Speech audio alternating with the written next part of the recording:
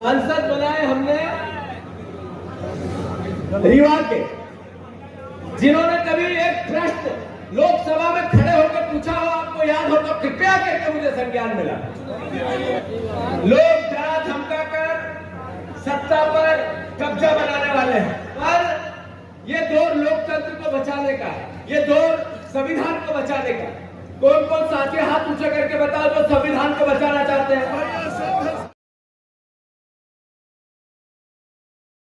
किसी को छोटा भी करना हो तो देर नहीं लगाता। मैं आप सबके चरणों में सर रखकर आप सबको प्रणाम करता हूं, साधुवाद देता हूं और आशा करता हूं कि इस दौर में जब राजनीतिक सत्ता से लोग डरे हुए हैं, इस दौर में जब राजनीतिक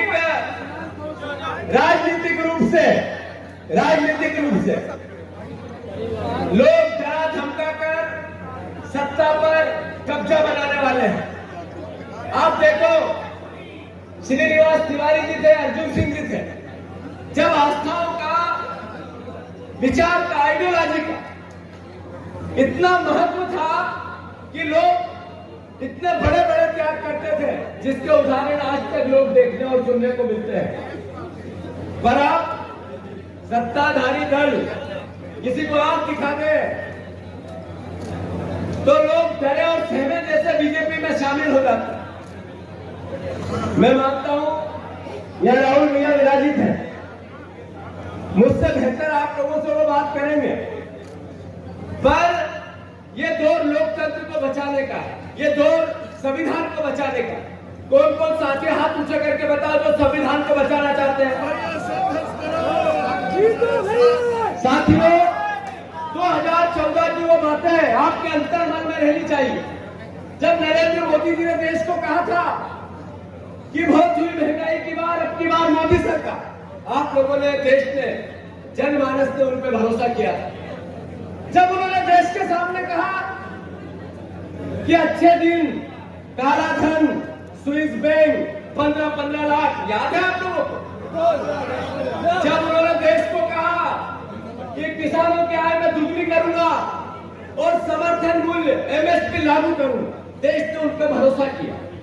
पर हुआ क्या? 10 साल बाद उसके विपरीत बहुत हुई महंगाई की मार, अब की बार मोदी सरकार। पेट्रोल था 60 का, करना था 30 का, हो गया 130 का। सही है क्या? बहुत हुआ बेरोजगारी की बात। नरेंद्र मोदी जी ने कहा था रीवा में तो कोई बेरोजगार बेटा बचा ही नहीं होगा, कोई रीवा अंचल में कोई किसी प्रकार का पलायन तो होता ही नहीं होगा। सांसद बनाए हमने रीवा के, जिन्होंने कभी एक प्रश्न लोकसभा में खड़े होकर पूछा हो, आपको याद हो तो कृपया करके मुझे संज्ञान मिला। ये पत्रकार बंधु यहाँ खड़े हैं, कभी उन्होंने एक लिखित में रीवा के विकास के लिए, विंध्य के विकास के लिए, यहाँ की अस्मिता के लिए, के सफेद शेरों के लिए कभी एक प्रश्न लोकसभा में लिख के पूछा? आपको यह संज्ञान है पत्रकारों को? मैंने देखा राहुल भैया, पब्लिसिटी, लेटरिंग साफ करवा के फोटो देखा हो तो देखा ही होगा। अगर इस बात के वोट हो तो फिर उनको मिलना चाहिए। और विनाश और विकास को रोधक करने वाला अगर वोट हो, जिसने विकास विरोधी विचार के विपरीत अगर वोट करना हो, तो फिर आपके सामने नीलम मिश्रा जी बैठी है, आपकी बेटी है, बहू है, आप उनको चुनो।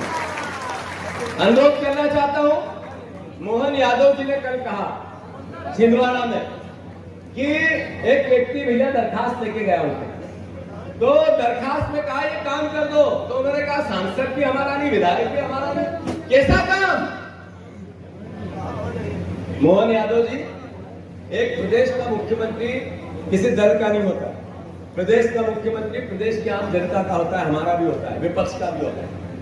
चुनाव अपनी जगह है, विचारधारा अपनी जगह है, पर आपका ये विचार छोटा और ओछा है। एक व्यक्ति दरखास्त लेके आता है तो आप सांसद और विधायक का प्रश्न पूछते हो। अरे आपका ही तो दायित्व है कि 2700 रुपए गेहूं का दाम मिलना था, मिलने लगा क्या? अरे मुख्यमंत्री जी, आपकी सरकार का दायित्व है। आपने, शिवराज जी ने चुनाव पहले कहा था 3,000 करोड़ रुपया हर महीने चंदा लेना, कर्जा लेना, फिर बड़ा पंडाल सजाना, फिर बड़ा मंच सजाना, ऐसा हाथ में कार्डलेस माइक रखना, सामने भी रैप बनाना और फिर माइक से कहना भेना चिंता मत करना। याद है आप लोगों को? अभी मेरे पास 1,000 है, चुनाव बाद में 3,000 करूं। जब 3,000 करने की बारी आई, 160 सीट से ज्यादा महिलाओं में खासकर 10% बहनों के वोट ज्यादा मिले, इस बात की उनको, उनकी सरकार बन गई। 166 विधायक चुन के गए, मीटिंग हुई, शिवराज जी को ऐसी पर्ची दी कि लो पढ़ो मुख्यमंत्री कौन होगा। प्रफुल्लित हो गए, उन्होंने भी देखा कि पढ़ो मेरा ही नाम होगा। पता चला मोहन यादव का नाम था। तो मोहन यादव जी न जनता के मुख्यमंत्री हैं, न विधायकों के मुख्यमंत्री है, पर्ची के मुख्यमंत्री है। पर्ची के मुख्यमंत्री। हमारे पर्ची के मुख्यमंत्री को 3C से प्यार है, मोहब्बत है, प्रेम है। हर महीने कर्ज लेते हैं। जब से मुख्यमंत्री बने 20,000 करोड़ रुपए ले लिए। और फिर करप्शन हर दर्जे का। अपने सांसद ने, कोई आपके गांव में कभी एक धनंजय का काम किया? कहाँ गई सांसद निधि? कभी एक लगाया होगा तो वो बस स्टॉप लगा दिया होगा, उसमें 8 लाख में से 4-5 लाख करप्शन है, वो तो लगे होंगे। अरे लगे कि नहीं लगे? पानी के टैंकर भी दे दिए होंगे, क्योंकि पानी के टैंकर में भी 3-4 लाख का करप्शन है, वो भी मिले होंगे।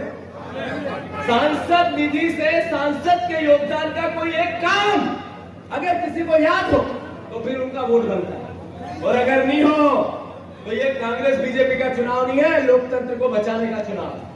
मेरा आप सबसे अनुरोध है, समय की कमी है, पर इतना मैं अनुरोध जरूर करना चाहता हूं कि जो इन्होंने कहा कि हम गेहूं का दाम 2700 रुपए करेंगे, इन्होंने नहीं किया।